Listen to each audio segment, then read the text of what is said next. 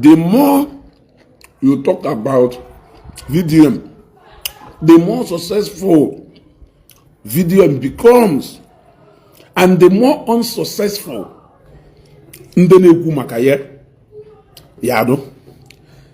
If you look in recent time, you will see how poor Blord has become, and you will see how poor the rest of us has become. The fact that no onye na-ekwu ife awo papa mmadụ, mama mmadụ currently na his household, currently na his house, tata wo bosoka osimhora iso ụmụ eriri. Onye na-asego, the more you talk about VDM, the more successful he becomes. Tata na gba ofumuho sikapa osiri ụmụ ya eriri. Ụmụ ya eji nwuho ụka because na ha enwe ha kwa ha ya eyiwe eje ụka. Ụmụ ya eji nwuhe ezigbo school, even nke obele nwanụ ọma na-eji nwuru afford nwoke ụmụ ya na-eje ọkwụnihu ụgwọ akwụkwọ ya. As I'm talking to you now, onye a na-asị, the more you talk about VDM, the more successful he becomes. Na akpagharị from house to house. Ọ na-ere ebe a na-ekiriki on like and love. Hapụ na onye na-eme angry emoji. And that this broadcast, he will be out of this broadcast. He will be out of this page. Ejighị gwagwa onye ọcha hapụrụ ya were ala. Broadcast go akwa osi ebe apụọ.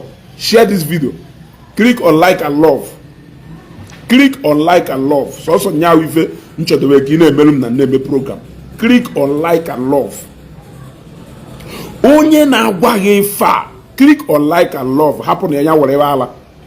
Onye na-agwa gị ife a, onye na-eme angry emoji a, apịago nya nke ahụ kwuru kịta hitiri direct. Onye na-agwa gị ife a enweghị 1 kobo and 1 penny. Ụmụ ya nọ n'ụlọ sinsi ha manage nwuzi eje school. Numerous problem niile ahụ sherie abịa ebe ọ na-eme business shop ya is almost empty. Numerous problem ahụ na-arịa ụmụ ya.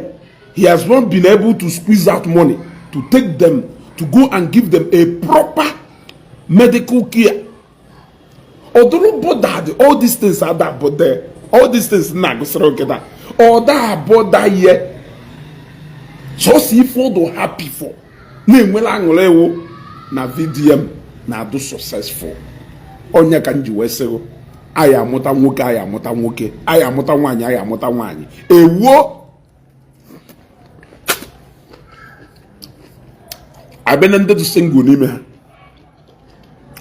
Dimkpa mmadụ. Onwe ife ọ na-alụ. Onwe ife ọ na-alụ. Ebe o tiri si n'ụmụnne ya, a na-achụ eke ọkụkọ, na-achụ eke ewu. Ọ gafee n'ogbe ife efuo. Ọdụ nya ọha agụ ya agụụ ka o jechi ife o ya eme onwe ya ka ọ balụ family ya ulu, balụ agbata obi na community ya ulu. Ọha ewute ihe nna at this age kedu ife mmemme ka m wee dụka ụmụ nwoke ibe m. Ọha agụ ya agụụ onwe ife dụka ife ahụ na-agụ ya. Ọnọdụ ha na keyboard, jide ha phone na keyboard na type nonsense. Obi juru ye. Ọ type that nonsense drop of phone. Ọ kpagharị ya na contact ye mmanụ ndị ọya ya ego. Ọ kpagharị ya na contact ye mmanụ ndị ọya agha ahụ, mmanụ ndị ọya disturb.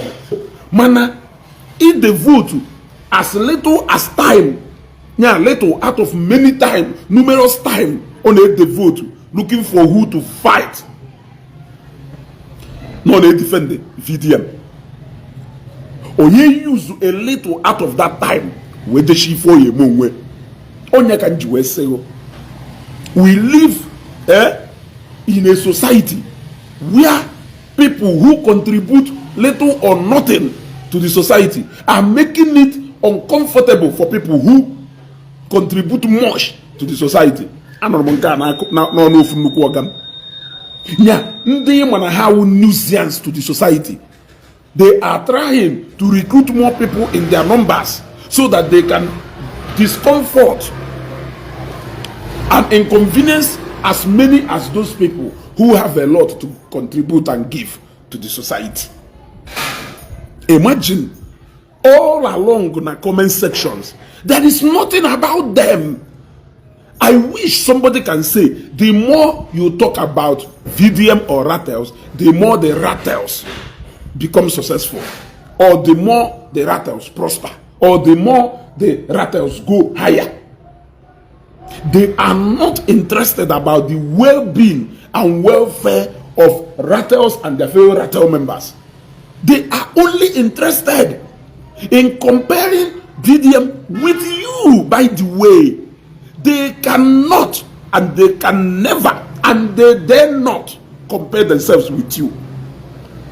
By comparing you with VDM, they have already accepted. They have already accepted that you are 100 times far more better than them. That is, by comparing you with VDM, they have already accepted defeat.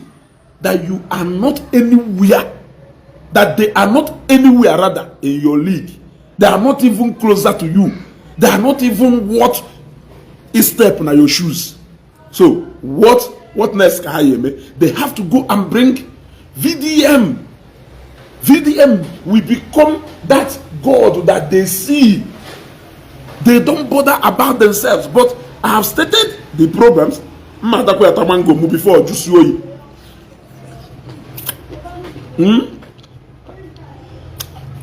Without even a word. Tata wo bosoga. Ụfọdụ n'ime ha afụ mu okube ha. Ụfọdụ n'ime ha afụ wo okube ha. I understand the fact that depression can go. So social media so they people na be easy depression. And ụfọdụ n'ime ha do so frustrated that they need to descend on you heavily. When I mean by descending on you, they need to descend on you with all bitterness and vindictiveness just for them to feel all right.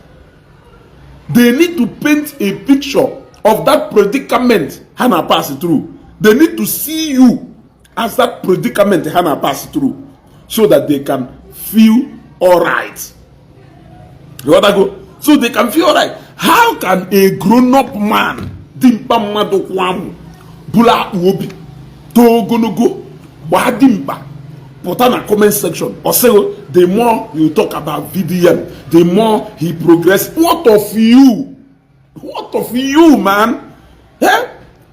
What of you? Nguma VDM wonya watu biu. VDM wonyo monayo. VDM was from the same family with you. He's not. Mbo mepelu wanyu phone on nya VDM kele bo ye kelu iwe keta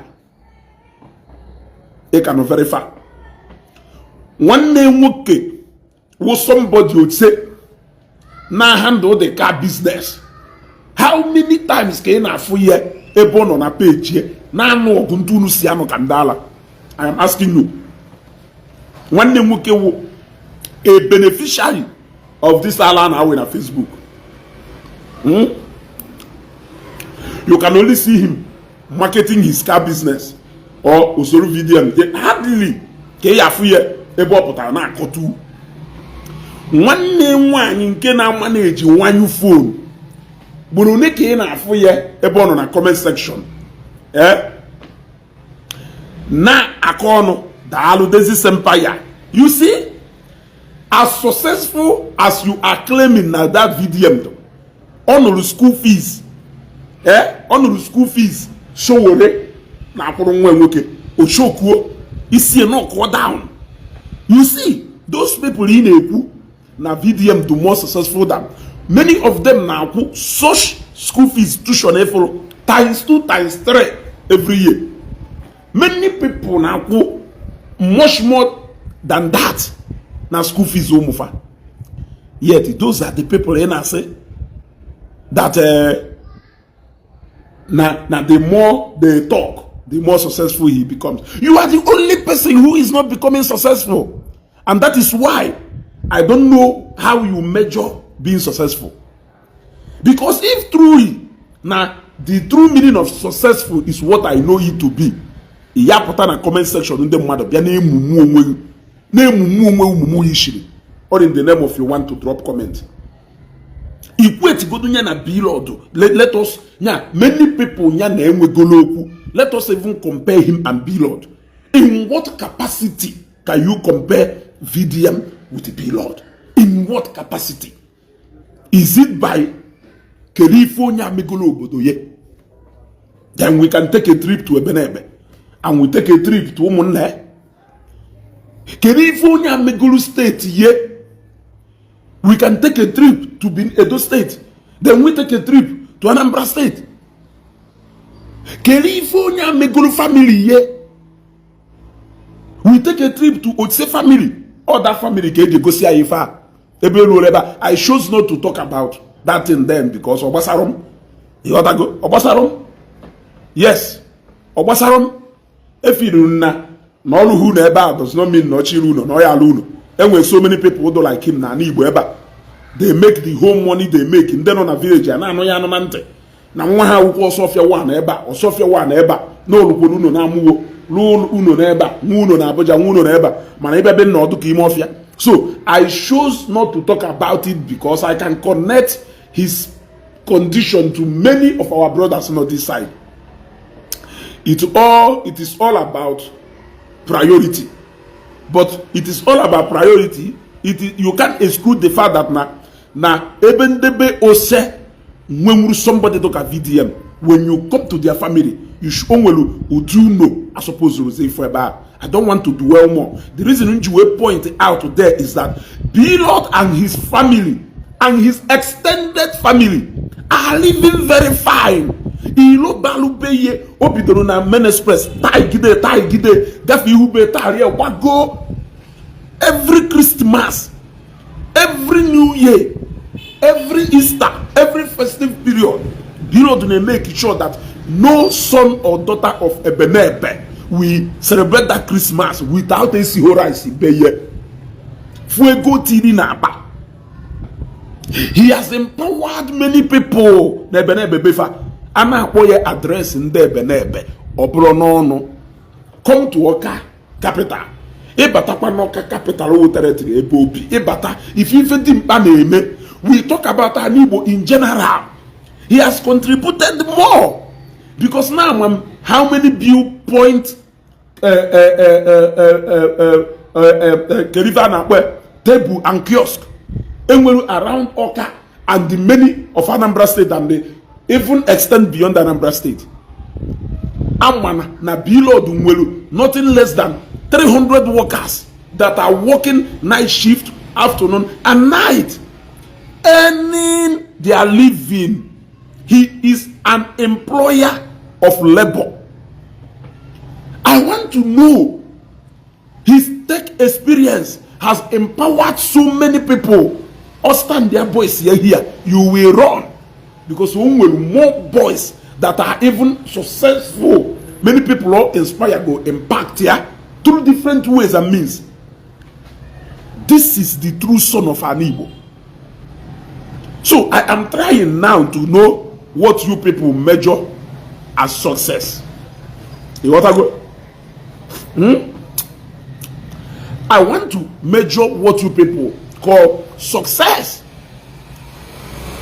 I always hear the son of a poor man has put a billionaire. When they keep saying this, or I say, na Blord do 70 years, Martin Oshe do 25 years.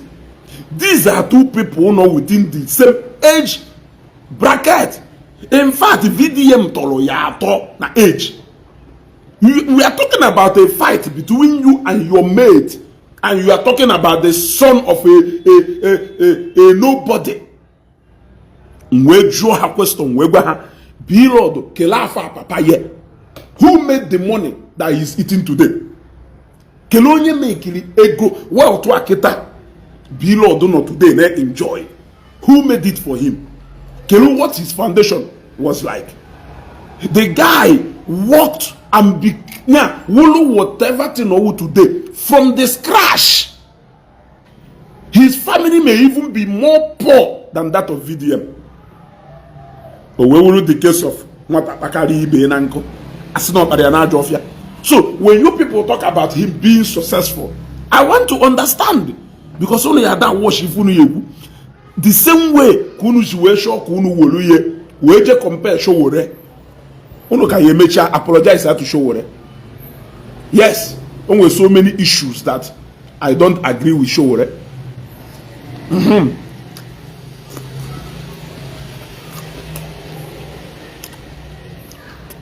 But that does not mean that Showore is not Showore.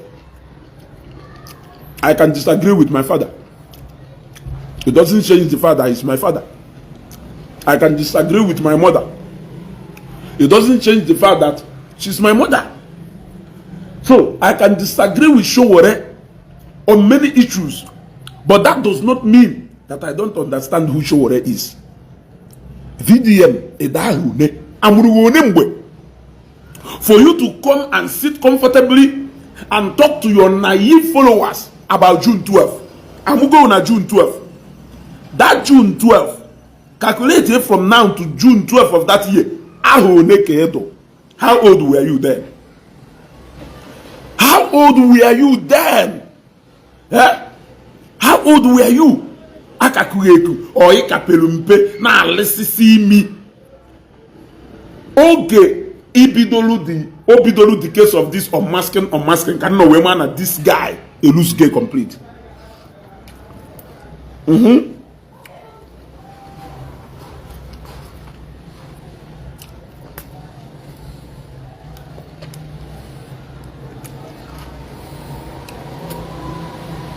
Nenu shen na nwana egbo okofere ife ahụ na-ekwu ire ene ha anya ha wuru big and beautiful nonsense. Just look at nwata nwaanyị nọ na this profile uche nna nwana egbo. Look at nwata nwaanyị negodu nwata nwaanyị na ogologo an adult pụta ọ na-eme ka ụmụazị, and that is the impact video nwegoro na ndị bayi. Look at nwa agbọghọ na ndụ ugegbe anya, ikekwe onye adụ learned, ikekwe onye a na-alụ ọrụ oyiwo, ikekwe onye awụrụ a teacher, ikekwe onye awụ a civil servant. Ha bịa na Facebook ha na-ezuzugharịcha ka ụmụazị. That is what mkpụrụ VDM iguru ha n'ime. VDM will never respond to you or watch your video or respond to go to Ngunwa na-achọ ka mụ na usewu okwu because of nyanwa. Ọma niile exist. Nyanwa ị na ha achọ. Look at you. VDM amaghị onye ewu. Ọmaghị onye nwụ. Mani mo onye nwụ. Even though na amaghị onye ewu, I'm getting to see you now. And I've just noticed your comment now. He may never notice your comment. Also, where Baba, where Abba Father, he will not notice your comment. But now, a comment section, Muchoka Mona no work because of Blord, VDM, because Nifiruna, no reply to me. Ngonwa Choloka Mona no work because of him. Or money they exist. It's a question. All ni merike either support ye without nyawa. Amahoni they exist.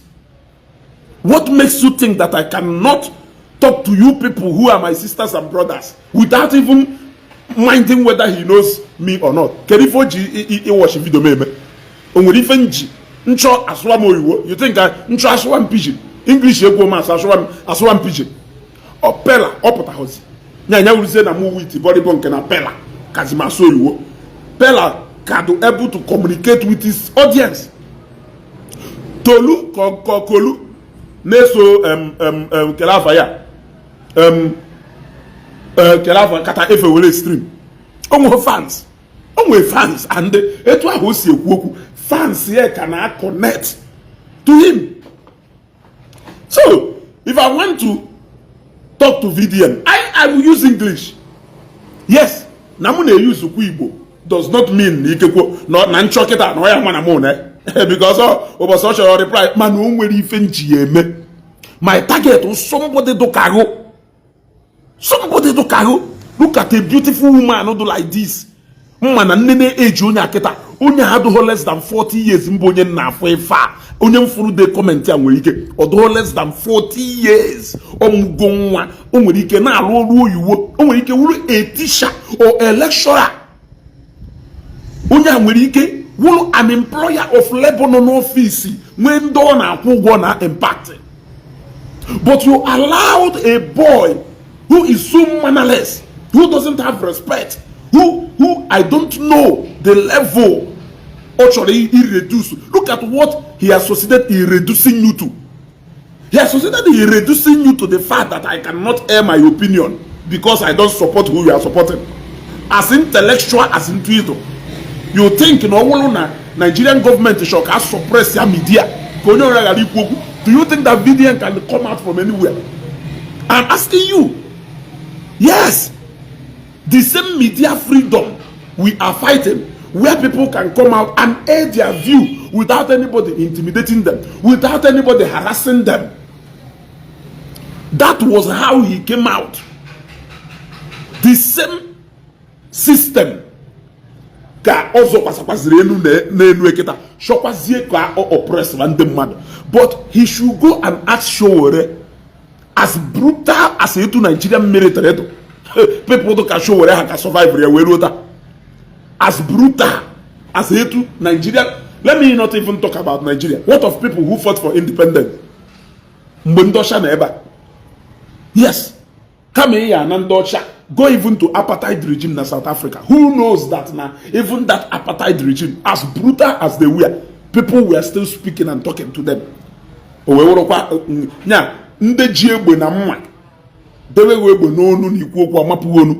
couldn't suppress the voice of people. On social media, on social media, the only tool you have 4.something million followers, and you have so many of a case that can be able to beat your drum, even if you are entering inside the pit. You think you can suppress the voice of people from talking? Have you seen the way and manner many bloggers is put now against video? Go and check.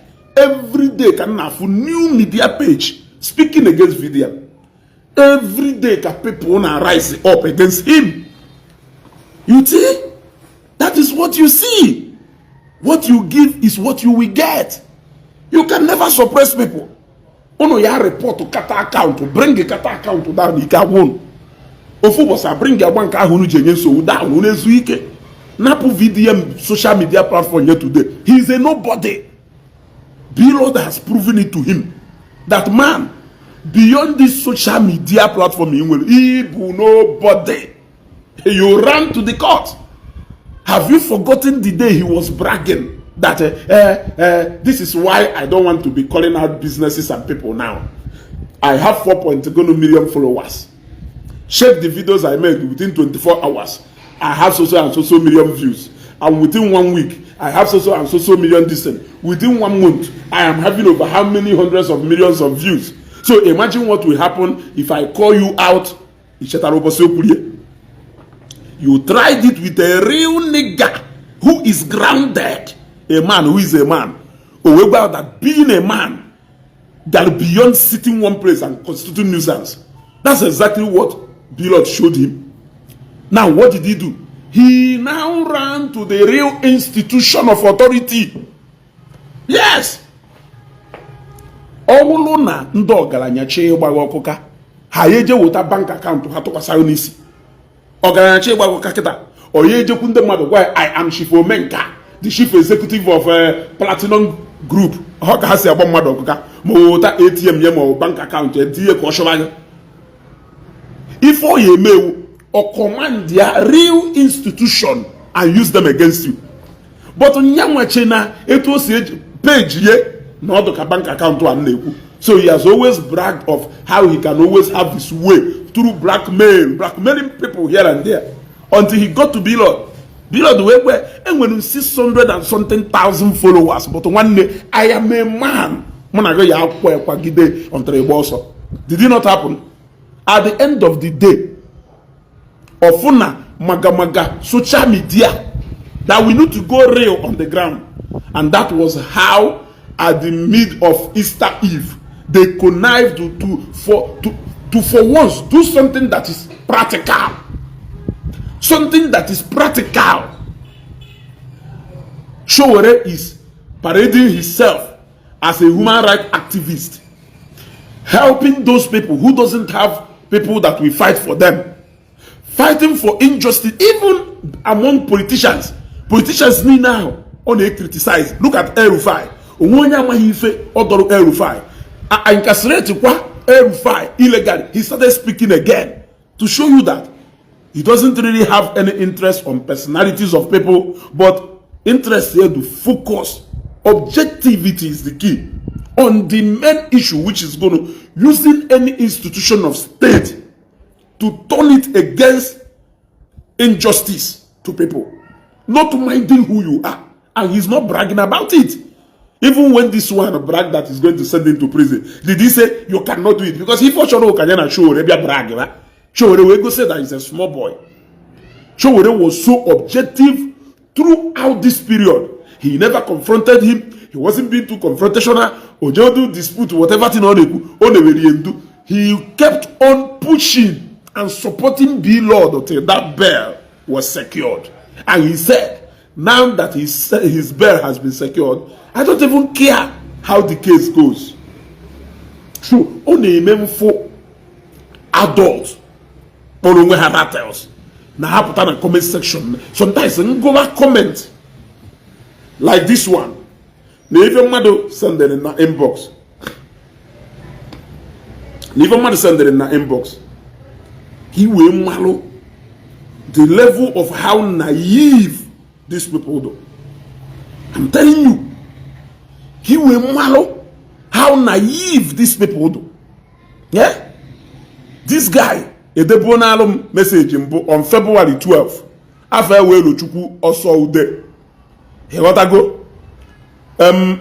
David Nkwache na lugo de pon na elugo do efe he pon me lugo de pogodi na na ne ka ibide ba. He got to go so Elochukwu also ude Wesem on February 12th. You be FOOL foul and the EG out. I thought you get sense. Never do. Up today by 11:39 a.m. Osim Ezugo, you are a big foul. I dey wonder whether you go to teach your children Mugu. Osim, you deserve to be stoned to death. Now, Ijebuli ekita onye nwunye enyemaka.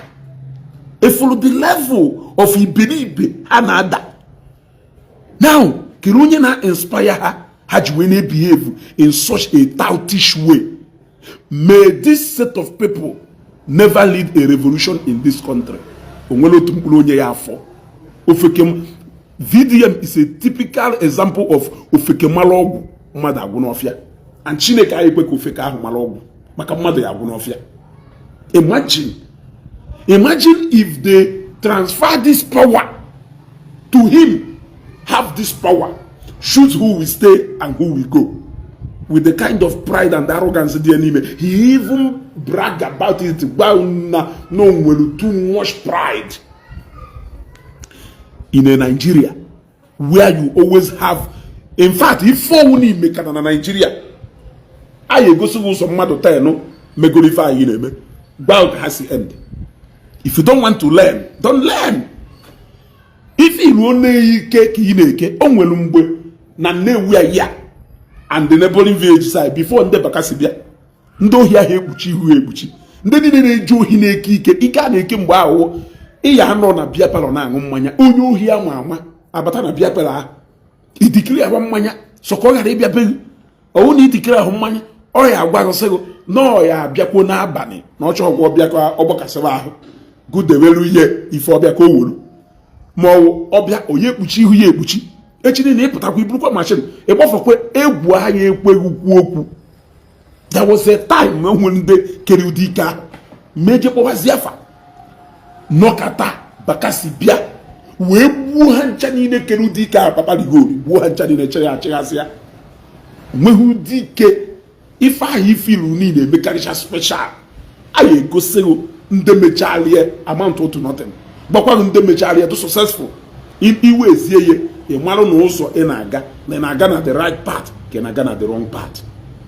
Nigeria no get to the level where nobody needs to teach you anything. Nobody needs to teach you anything. If you want to learn something, you learn from people's experience. When I look at these rattles, they will be more oppressors if they have power. Anybody do all out to deny you freedom to express your either disagreement or agreement.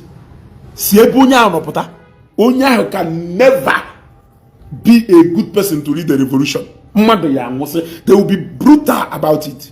Look at, they always wish you for the mere fact that you don't support VDM. It deserves go na Man, VDM do free to disagree with every other person. He should only enjoy that freedom of speech, freedom of expression. The worst of it all is this act of always telling you that feed your family you go comfortably well. But I say that if also go good, that VDM will always be progressing better than you. He's not even talking about himself. How I wish that they are always comparing themselves with you. They can never compare themselves with you. You can never see them compare themselves with Blord. So many of them, Mama Blord at all, Papa Blord at all. They are not even worried that Matakere Hana or audio billionaire, Matakere Hana, now Matakere Hana Quiva, do old enough, do young enough to be the same age with their last born.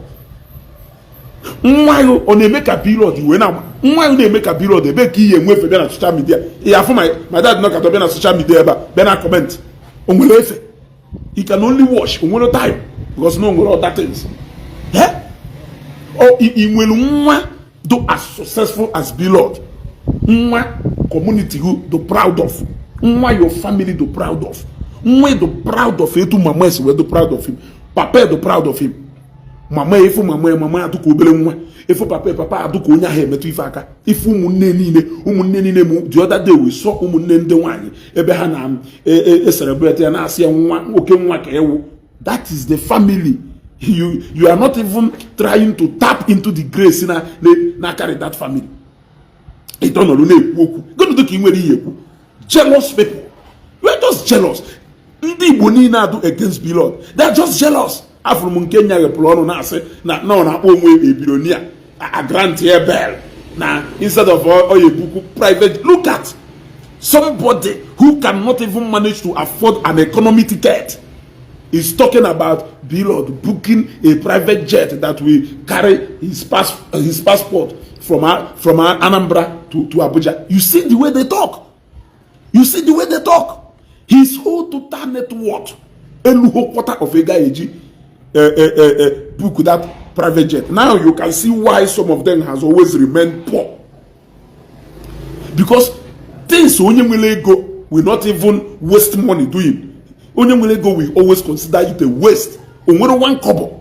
But Honor Madonna prison for over how long? A grant bell on Friday. Passport yabata on Friday. Obviously Obuko private jet, ye will tell passport, go away prove to you. No, that goes. Do you really think that young man will time to prove anything to you? Doesn't have time to prove anything to you. Concentrate and work on your life. Blord is a typical example of a youth you should aspire to be like. In his age, he can boast to say, I have comfortably over 300 families that are benefiting directly under me. Families ni na nwere ụfọdụ ụmụazị a na-arụ ya ọrụ si ebe a na-akwụ ụgwọ akwụkwọ ụmụnne ha nọ na different universities na-akpa nri na family na-eme so many things set ụmụnne ha up from the same Blord group. Obele nwa ịmụrụ amụ mana ifela ahụ emeghị into 35 years, into 40 something years, into 50 something years, into 60 something years. He pota. Kelumwe mulo ayakuwa nikuwa Blord. Let us start from there. Kelumwa negu ayakwuwa n'ikuwa Blord. Onye ụmụnna gị one ka ayakwuwa Blord. It's a question. If you can be able to answer this question, inwetago the missing link. Inwetago the missing link. Ana m ajụ gị ajụjụ. Ụfọdụ ndị a do Mama Blord ọ da ahụ. Mama Blord nwere ike na age ya agbago kata ọdụ 40 something years or 50 something years. And with so many nwaanyị nọ in their late 50s and in their early 50s and their late 40s. Epụta imeghe pụọ nọ na-akọ nyanyampụ na nwatakịrị ịma na ịmụtabụghị nwa dụke ịmụtabụghị nwa na-eme ke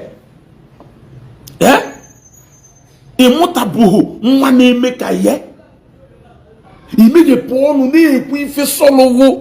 Ụfọdụ n'ime unu ewelu n'ọnụ kwufusichi ife ọma niile a ka abịala ọnụ. Because if Ifeoma kọtọ ya, it means na ịchọghị Ifeoma.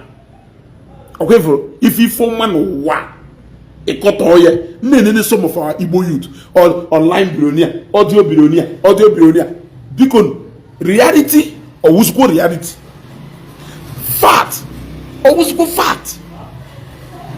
You are calling him an audio billionaire, but the fact remains that Jiwa Gonumunye na agba total network n'ụwa elugoye. Do you think you are in a better position to make that statement?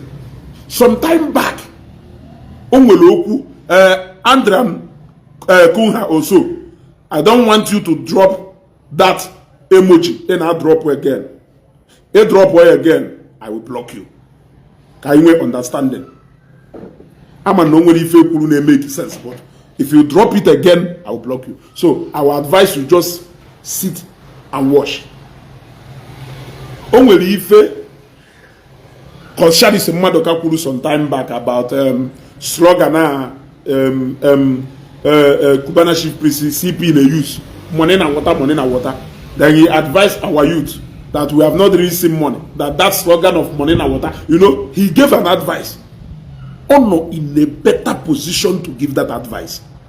Yes, if you were in a better position to give that advice is that no matter how wealthy chief priest will ike if he not if Koshari is to him in both experience, in both establishment, in both being successful, even in money, who a grandfather. So he should be able to advise him when it comes to money. Mana you nguma kuni bohugwa uko Kero on what ground kena achoke igwa Blord okwu onye na-akwụ ekwunibo ụgwọ akwụkwọ nwa nyanwa na-akwụ ụgwọ akwụkwọ more than 500 people in different universities and secondary schools. Ekwunibo ụgwọ akwụkwọ nwa ma niile ewujere onye na-akwụ ụgwọ akwụkwọ more than 500 people abụrụ ụmụ ya. Some of them are not even related to him. Yes. On what ground okay no na agba you on what ground no they go no I want to know no they go no kele belevu kebe class na if not because of Facebook. What will make somebody like VDM to have the nerves to confront somebody like Blord? No they go no if not because of Facebook creating so many miscreants, picking so many irresponsible things, making them irrelevant for nothing. If not because of Facebook, it is this Facebook that is making some non-entities different places. Onye fail one a community, fail one a village, fail one a fire, or be na Facebook we champion. If not because of Facebook, when we begin to talk about reality, let's talk about reality. Kelebe somebody doka VDM yesi we stand there. Anybody not in the likeness of Blord? Anambra state government man Blord, they understand his contribution. Even Nigeria, he has been given an award where he sat among people who matters in this country. He stood and he spoke in that particular gathering. Ebe men who are men na bayano, a winning award. Somebody like that who should be an inspiration to you. You are always criticizing those people you should be learning from. Those people you should be learning from. I have absolutely nothing to learn from VDM. Nothing. What can even learn from him? How to run my business, how to manage my business, how to run a healthy family, how to be a good family man. What do you think I can learn from him? There is absolutely nothing I can learn from him apart from learning togre, learning how to comfortably, responsibly constitute nuisance. Somebody responsibly constitute nuisance. What else can I learn from him? I have 1,000 something to learn from Blord. Number one, I have to learn from Blord on how to be a responsible family man, both to your extended family and your immediate family. I will learn from him how to honor my father and my mother. I will learn from him how to be a good statesman. I will learn from him how to be a responsible and good community man.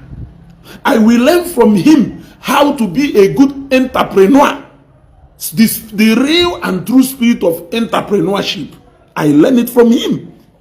I have to learn from him how to be innovative. Because even when people were thinking that he was able to create an opportunity through tech to be able to employ many people he is paying. And today, that being innovative of a single thinking of his has been able to be putting food on the table of so many people. Yes, there are so many and thousands of things I can learn from Blord. I have absolutely nothing to learn from VDM apart from it they make noise. Is it going to showcase school? I will man who go for school in the mud. Hey, onwe men who go ha law hospital nye community. Will go ha law many schools nye community. Are you with an I don't need to go and see a baby the mother to on your video ego or where Jemay or to see about Jena Webu or about Jena Webu. Cause Godwin mother can go muchuku. Carry for a message. A man a Godwin mother car wapatano muchuku, ndu muchukwa boy carlose. Nefe ndu muchuku a boy carlose. Nefe. Yes. What is there? Bishop Ishi. Ekulo. Lolo all Caros Convent Ishi. Rochester a solid and a quality school. Woli Enyendok for free. Jeba. Iyafo 3-story building, 4-story building. Iyafie. Lower Rochester woli for free. Nyendoka. So, can you fit how you do all 3 or 4 classroom after people contribute to over 300 million, over 500 million? Abia me celebrate here. Ufodu ndi Igbo ya na-emezi ka ọ na fabro ndị Igbo.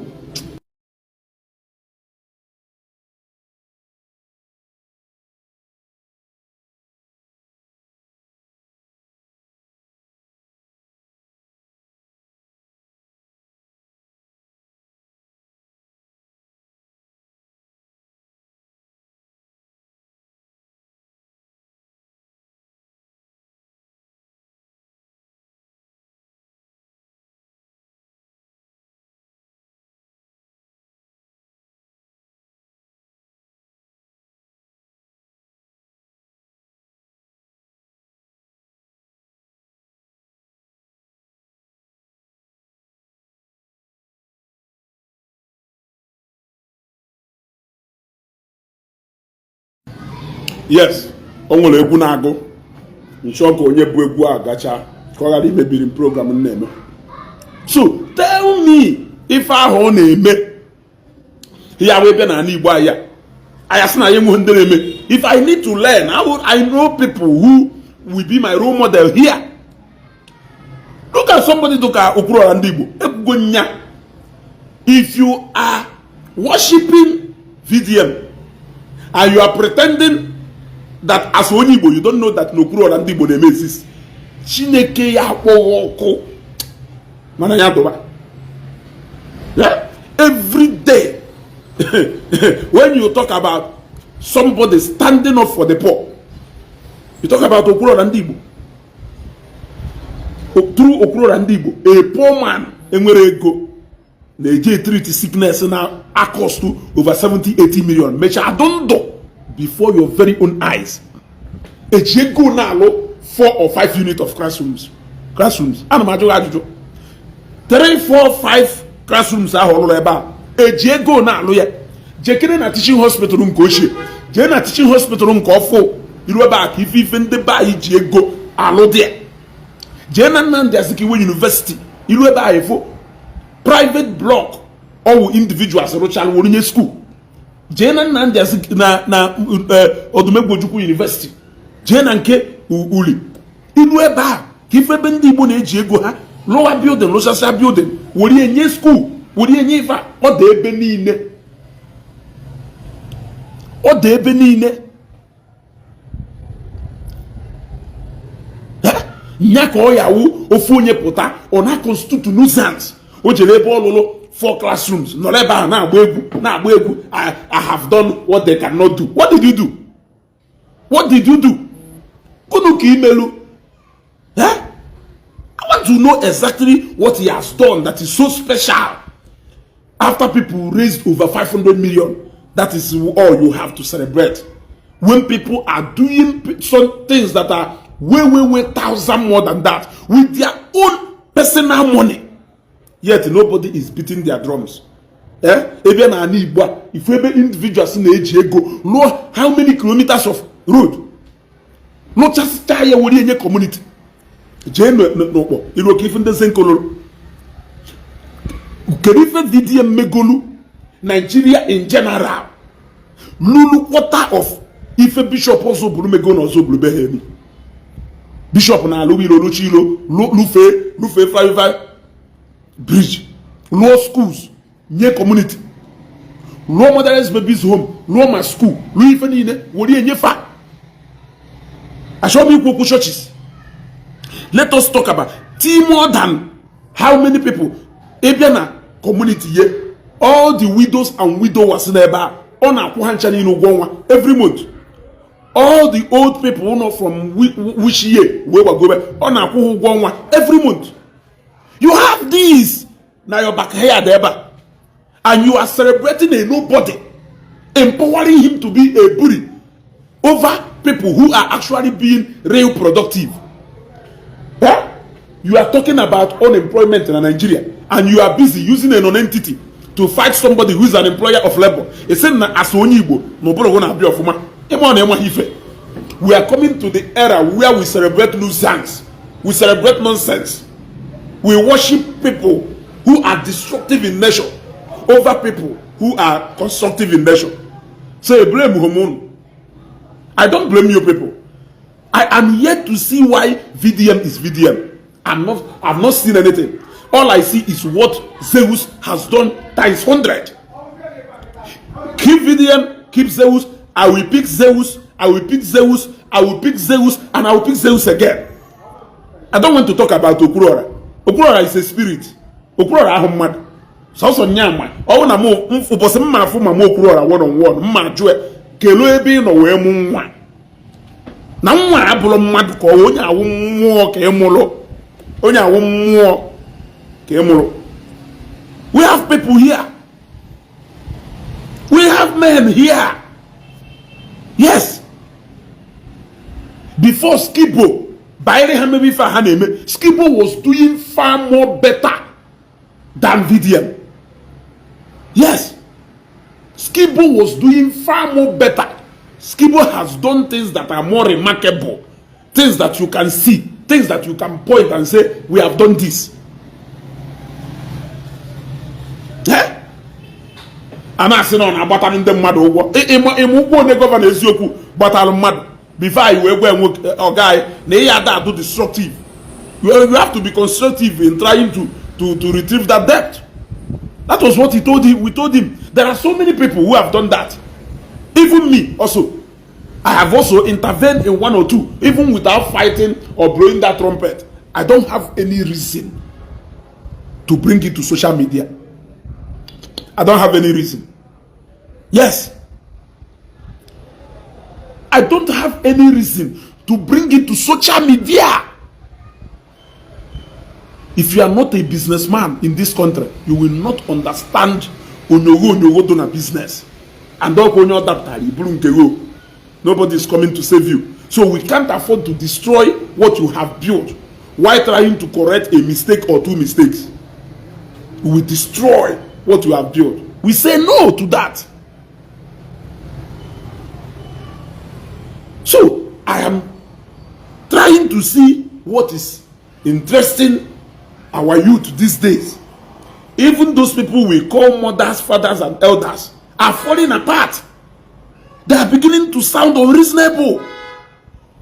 Yeah?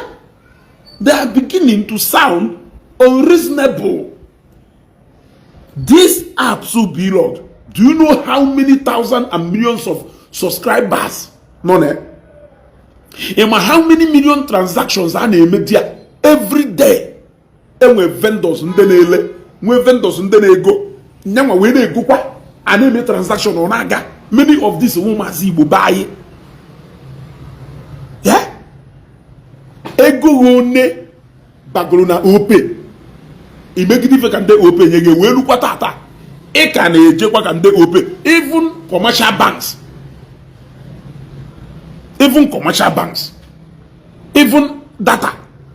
Nigo data na MTN. Data OTP go kwa customer care. At the end of the day, customer care, well, press this, or you lose. Or you cannot pursue kwe. Olupo holuge no face MTN machine, MTN ga pa kerebe Pascal Dozeno, kerebe onya because name and them win out very far. Man, over one day, although go grind their business into a halt. But I don't know. That is the ground where somebody like me put on. I haven't missing words. I have never seen anything that will make me to be beating that so much drum for VDM. He should use that numbers well right. He's using them wrongly. That is the only thing he will. Beyond that, you have nothing again. It has to take Blord to tell you how to physically achieve some certain things. You have always thought that it will always end in your Facebook page. You turn them against somebody. You even tell them to report account of people, bring down account of people. He exhausts every of your tricks. Schemes was completely exhausted to zero. The only thing that was left was facing the reality, which you did. He faces the reality, which is gonna. You now run to the actual government to seek a redress, and you went in a connected way into the oppressors in a. If he melu na case of Blord is not different from Ife Emelu Livinus Woma na Bayelsa State. Emelu Livinus arrest. Nderate where it is Livinus. Then a desire petition through the Commissioner of Police Bayelsa State. Siaba we creep Livinus. We remind there na prison custody. Can you feel the difference from what you did? Blord was invited multiple times to Abuja. He went that multiple times to Abuja.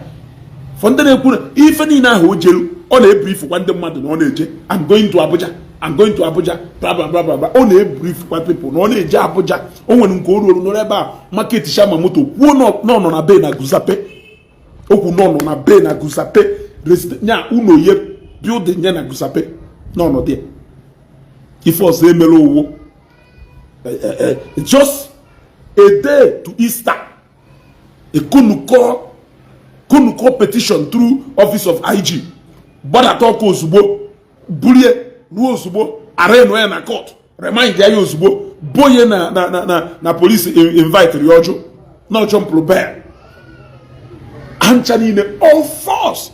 So, Blord made you to resort to using the same tool those oppressors if feel in a fight are also using. What makes you different? That is why Injue advice here. See, run away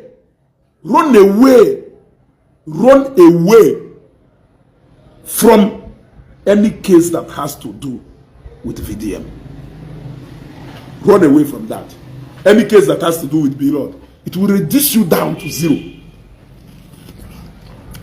Yes, because at the end of the day, if he has that show, if he had to wait Gatonia and Bo, or he will descend there to illegalities, and don't know if he disappear, if I follow it will come as a video. That young man anyway for Meru.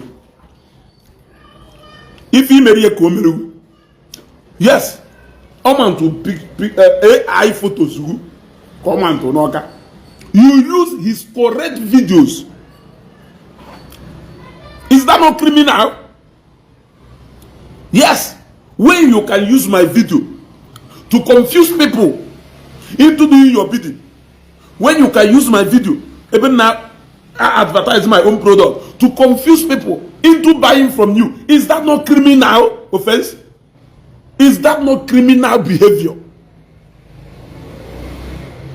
Or you to see AI photos of you, women to a billboard, in order to promote his own business again.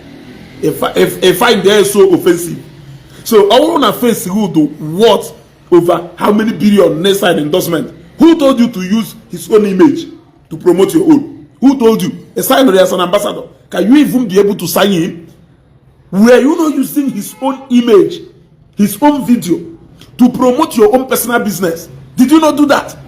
What is different from what you did with what he did? Umwewu.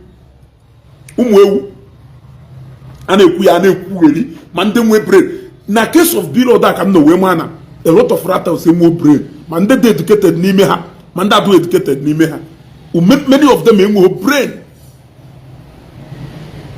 Man to billboard but you saw him. He will go to Blord's page. He will go and take a video. Blord do melu. Did you promote to business? Yeah, he will na page you. Will you promote to your own business? Tell me, between Gune, who is more guilty?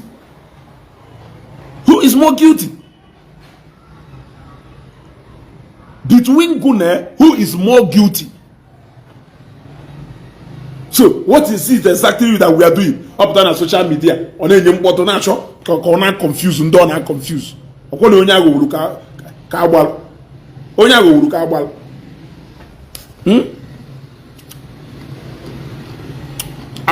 People do more unreasonable than these rattles.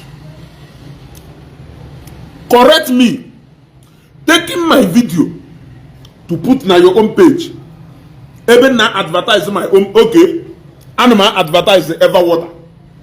But I will picture. Even now advertise ever water. Will you advertise their event? Will you picture? Will you my word? Miss ye. Will you advertise there another product to do similar to Ngenele? Therefore discrediting my own.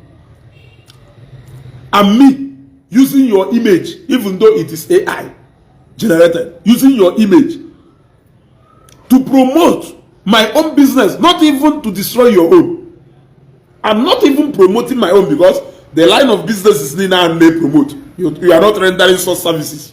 So I am not using your image for a destructive purpose to you, apart from the fact that you feel that I use it without your permission. But you gave me that permission. By using mine, you have already given me permission to use yours.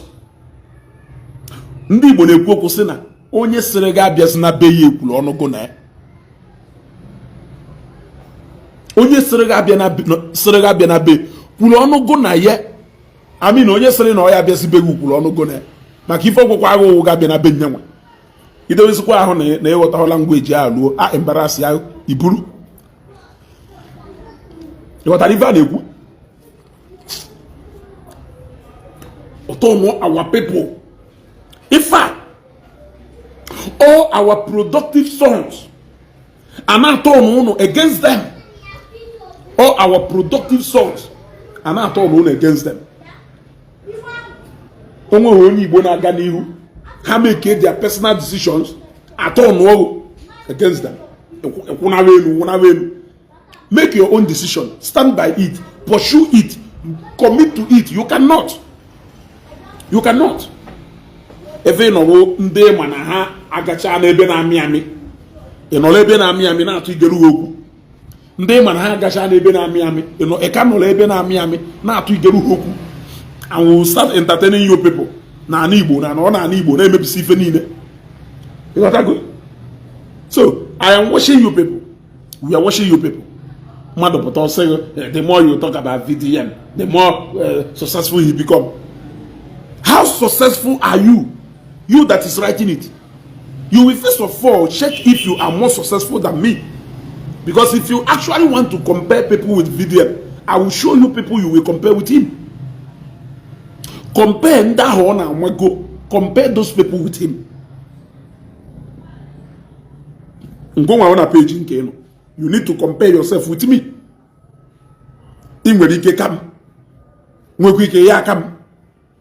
But I don't know why you are not interested. I have seen people like this guy who a comedian. Now this guy in make content na noka. Name up one guy one her name around.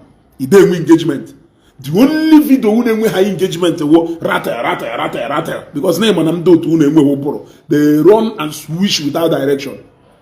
He may any other content flop. Yet I'm a video for I'm a gonna pine leaf or gonna pine leaf, not gonna or pine leaf now. I'm gonna pine leaf. Archbishop, Archbishop, we problem. Because of too much of Nkuweli. You are not growing. And the page more fuma. I can go with followers. I can get engagement. You dare come to my own page to come and tell me na my engagement. Look at you. Uden came engagement. You see why I say he is busy comparing my page to that of VDM. But he is a page owner. He is not even interested whether his page is doing well or not.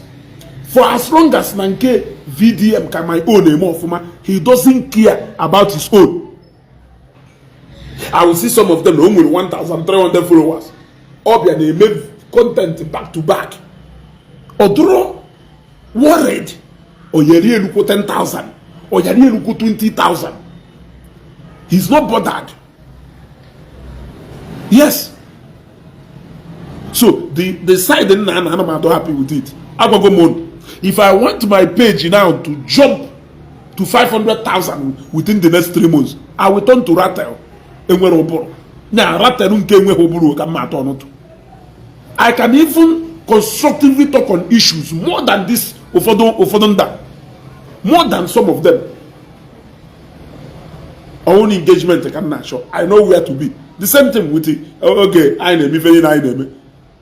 Epowa ndo ki powa Jesus yi. Mando kamande ekwe. Ya I like ka habia manu onye nwere boldness epo Jesus yi ya na ndo otu.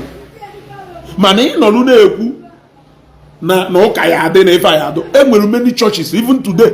Nziwo ozi ọma na page ma ata. Church ndị niile na ebe ajere ụka taa. Onwe ife na-ekwu different from nke ha na-anụ.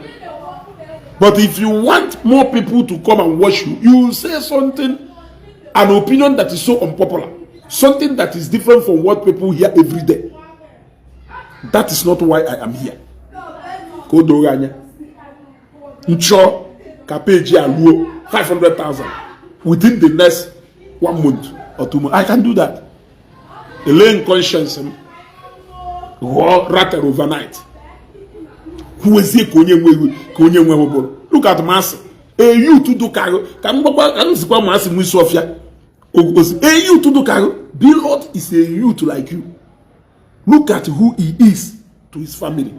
Look at who he is to Omone. Look at who he is to his community. Look at who he is to Ebene Boka. Look at who he is to Anambra State. Who are you in Anambra? Who are you in Anambra? How many people can beat their chest today and say at the end of the month, Mercy will pay me salary?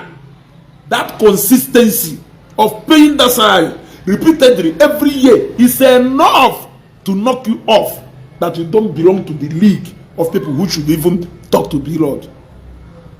Yes. Business or the easy. When you phone, you are even at a container phone today. Or this. And when they can go phone from one phone. Where we go?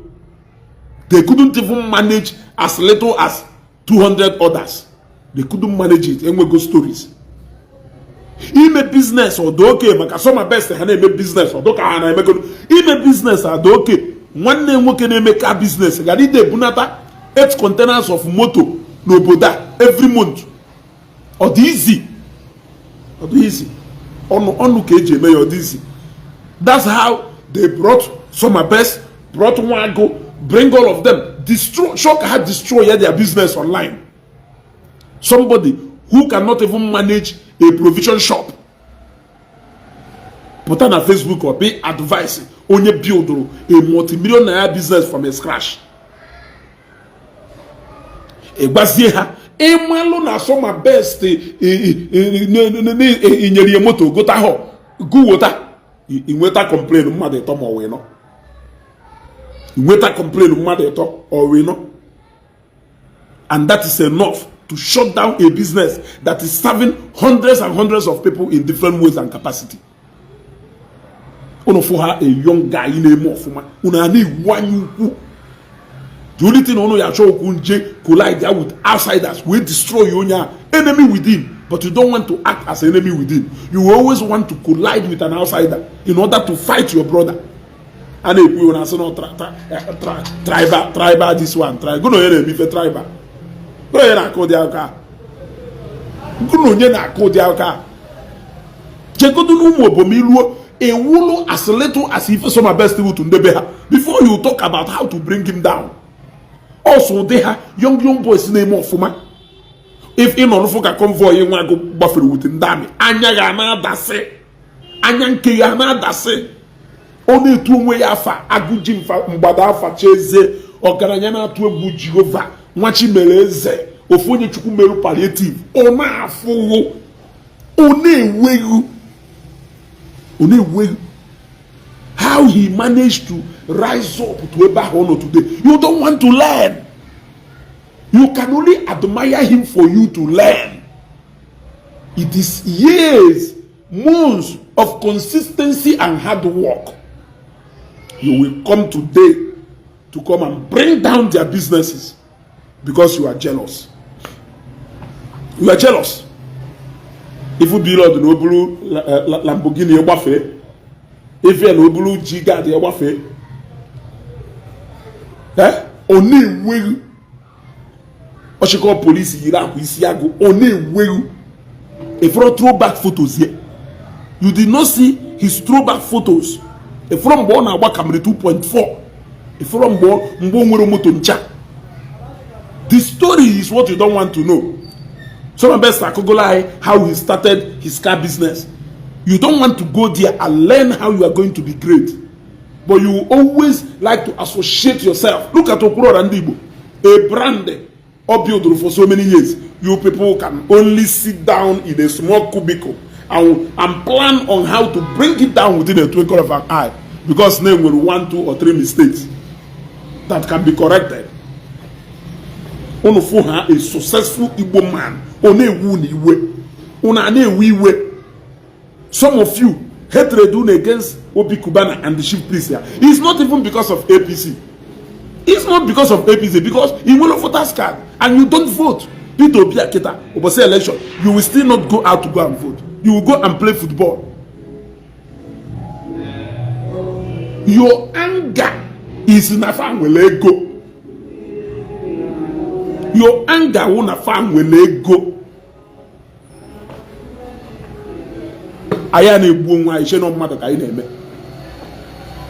The more you people talk, the more successful he becomes. How successful are you? How successful are you? If you only do not work, You are not even saying the more you people talk, the more successful we become. You are not part of the people who supposedly do successful. A whole part of people supposedly do successful. It is successful now, so and it will. Anyway, let me enjoy my mango. I just decided to drop a message. Ebo honka salmon nka abasa skolu. Won salmon ka lele nka. Ka Chineke wala ka emezi okwu adalonu.